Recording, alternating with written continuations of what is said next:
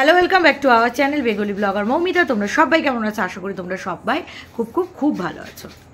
তো বিষয়টা হচ্ছে, দেখো, তোমাদের এইটা নিয়ে আমি রোজই বলছি এবং আমাদের কন্ট্রোভার্সি জোনের সবাই বলছে যে ধর্মটাকে নিয়ে কোনো ছেলে খেলা নয়, ঠিক আছে? একটা হিন্দু বাড়ির মেয়ে যখন মুসলিম ঘরে বিয়ে করছে তখন তাকে ধর্ম পরিবর্তন করতে হচ্ছে, তাকে মুসলিম ধর্ম গ্রহণ করতে হচ্ছে, তবে গিয়ে সে বিয়ে করতে পারছে, না হলে অন্য ধর্মে ধর্মান্তরিত হচ্ছে। ধরো মুসলিম মেয়ে খ্রিস্টান ধর্ম নিয়ে নিচ্ছে, কিন্তু তারা হিন্দু ধর্ম গ্রহণ করছে না, তাই না? তো যখন একটা হিন্দু মেয়ে সেই মুসলিম ধর্ম গ্রহণ করে এবং তাকে কোরআন পাঠ করতে হয়, তখন তার বিবেকে লাগে, তার কিন্তু ইচ্ছা হয় না ধর্ম পরিবর্তন করতে, ঠিক আছে? কিন্তু সে বাধ্য হয়। ভালোবাসার কাছে কি সে মানে কি বলবো, ভালোবাসার কাছে কি সে নতি স্বীকার করে? কখনোই না, কখনোই না। কিন্তু তার কাছে কোনো অপশান থাকে না। তাহলে একটা মুসলিম বাড়ির মেয়ে হয়ে কি করে হিন্দু বাড়ির মানে হিন্দু ধর্ম গ্রহণ করবে না? কেন করবে না? যদি একটা হিন্দু মেয়েকে মুসলিম ঘরে বউ হতে হয়, তাদের ধর্ম গ্রহণ করতে হয়। সে যদি নাও চায়, তাকে জোর করে প্রেশার দিয়ে, শুধু পরিবারের স্বামী নয়, স্বামীর সাথে স্বামীর পরিবারের যত মানুষ আছে তারা বাধ্য করে।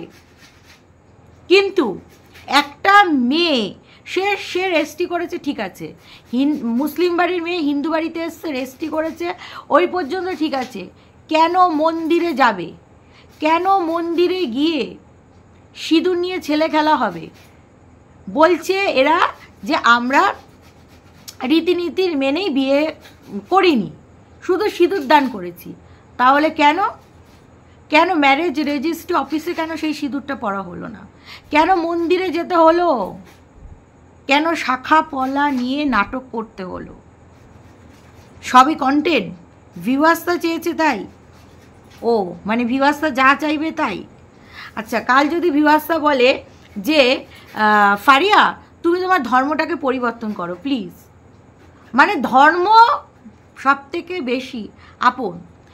কিন্তু ফারিয়া নিজেই তো বলেছে যে সে পমপমকে খুব ভালোবাসে, সে তার হাজব্যান্ডকে খুব ভালোবাসে।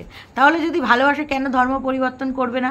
একটা হিন্দু মেয়েকে যদি জোর করে তার ধর্ম পরিবর্তন করানো হয়, তাহলে একটা মুসলিম বাড়ির মেয়ে কেন পরিবর্তন করবে না? কেন শাখা সিঁদুর নিয়ে ছেলেখেলা করবে? তোমরা সবাই জানো যে হিন্দু ধর্মে শাখা পলা সিঁদুর মঙ্গলসূত্রকে কতটা গুরুত্ব দেওয়া হয়। আর এরা কার থেকে পালিয়ে এসছে এটা তো বোঝাই যাচ্ছে। এখানে অনেকের মদত আছে, যেরকম কিনা শুয়ের মদত আছে, যেরকম কিনা ম্যান্ডির মদত আছে। এই এতগুলো মানুষের মদত আছে।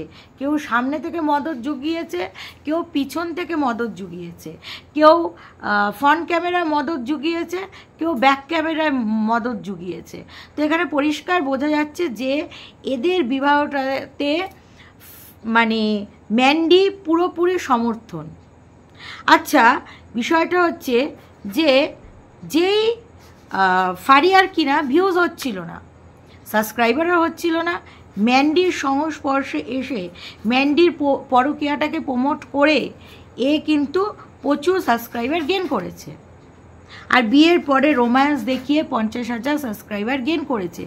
বাট ভিউয়ার্সরা, কোন ভিউয়ার্সরা ফারিয়াকে এত এত জিনিস দিচ্ছে? হ্যাঁ দিয়েছে। একজন কন্ট্রোভার্সি ক্রিয়েটার একটা মিক্সি মেশিন কেনার টাকা দিয়েছে ম্যান্ডির হাতে, 2000 টাকা।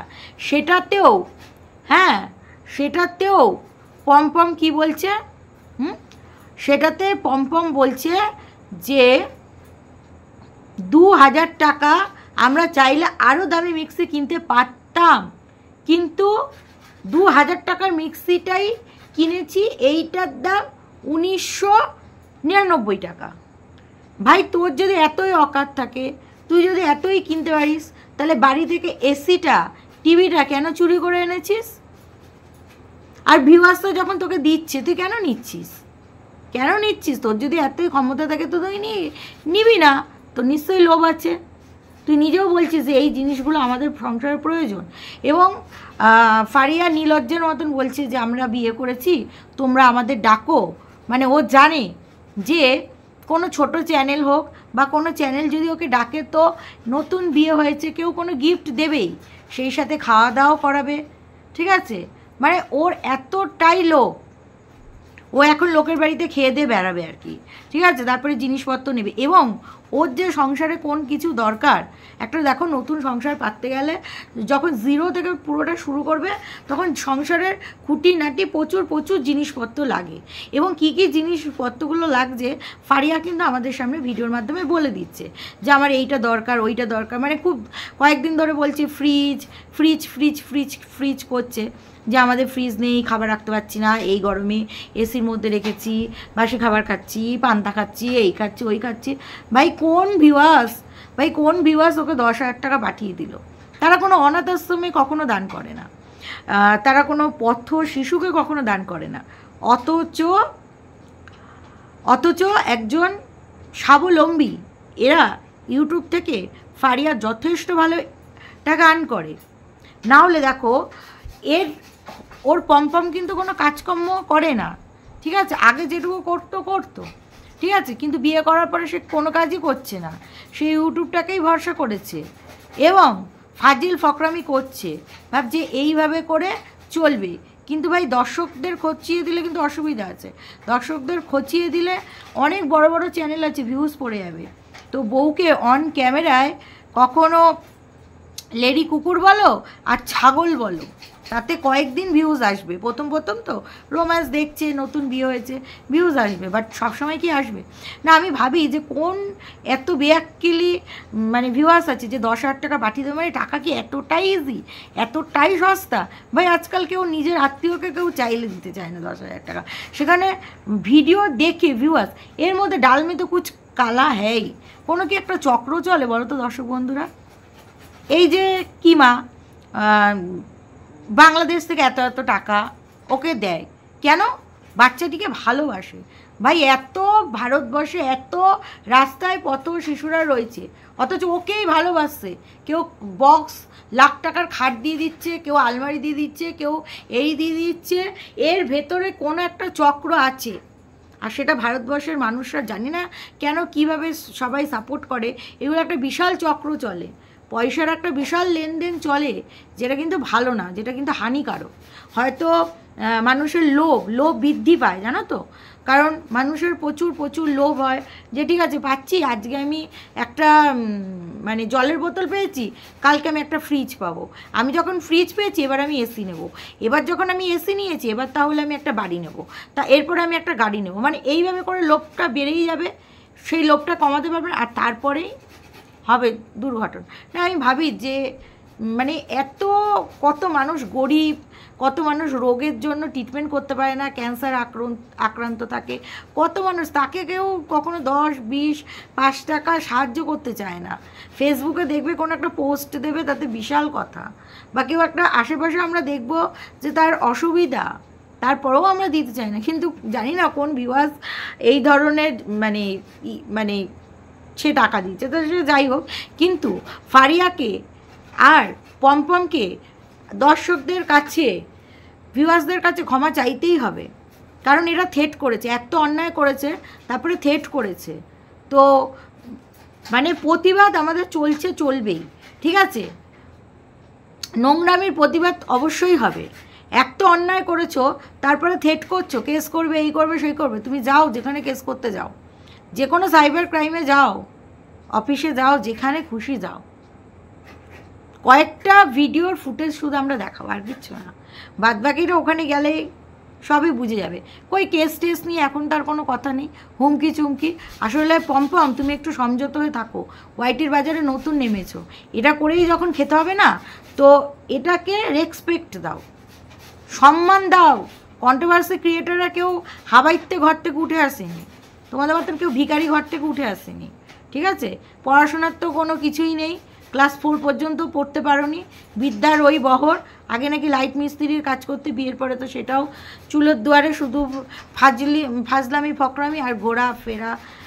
মানে আমি শুধু ভাবি না, এদের কি সুন্দর লাইভ, কোনো কাজ নেই কর্ম নেই, শুধু ভিডিও করছে, যা ভিডিও করছে দর্শক লাখ লাখ ভিউজ দিয়ে দিচ্ছে, আর আমরা এত বছর ধরে খেটে খেটেও কিছুই করতে পারছি না, আর লাখ লাখ টাকা ইনকাম করছে। কি সুন্দর না?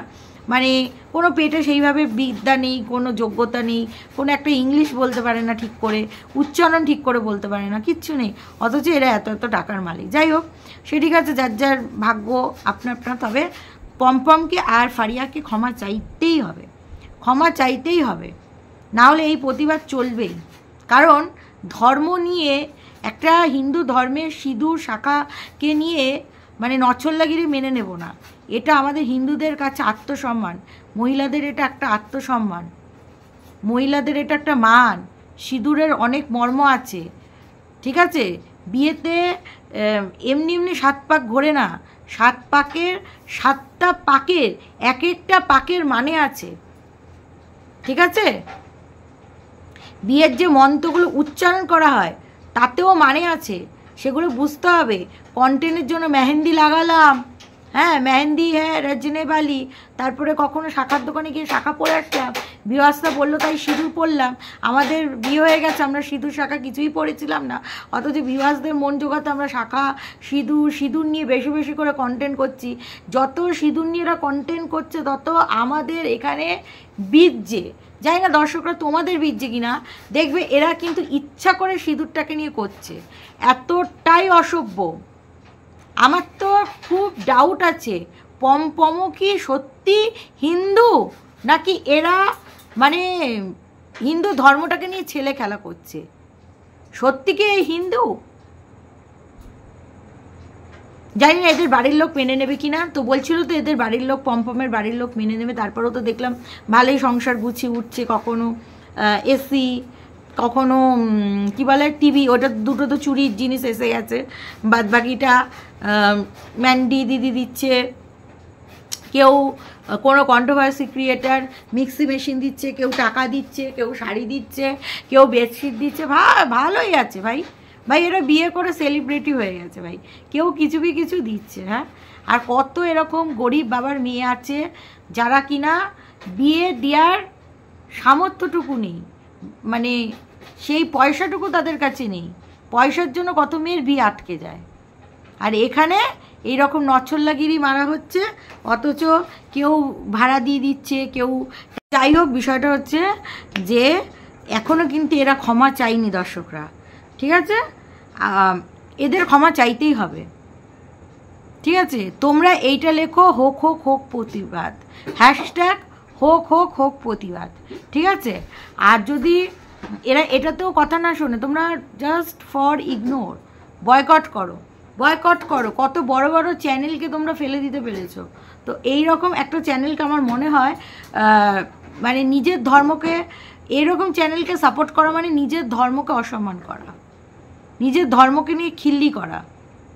আজকে হিন্দু ধর্মকে যে কেউ খিল্লি করতে পারে, যে কোনো ধর্মের মানুষরা এসে খিল্লি করে চলে যায়, ঠিক আছে? আজকে ঠুনকো কেন হিন্দু ধর্মের মানুষরা সব একটা হয়ে প্রতিবাদ করে না বলে আমাদের ধর্মকে নিয়ে খিল্লি করতে পারে। যদি আমরা সবাই মিলে একত্রে প্রতিবাদ করি না, এরা মানে নতি স্বীকার করতে বাধ্য, লিটারেলি বাধ্য দর্শক বন্ধুরা। তো সেই কারণে আমি এই কথাটাই বলবো যে তোমরা প্লিজ অন্তত হ্যাশট্যাগ হোক হোক হোক প্রতিবাদ, যাতে এরা ক্ষমা চাইতে বাধ্য হয়, এবং এরা কেন এইরকম কাজটা করলো, কেন এরকম কথা বললো, সেইটা আমাদের যেন এক্সপ্লেন করে। তো চলো দর্শক বন্ধুরা, এই ভিডিওটা এখানেই শেষ করছি। তোমরা সবাই ভালো থেকো, সুস্থ থেকো, লাভ ইউ অল, টাটা।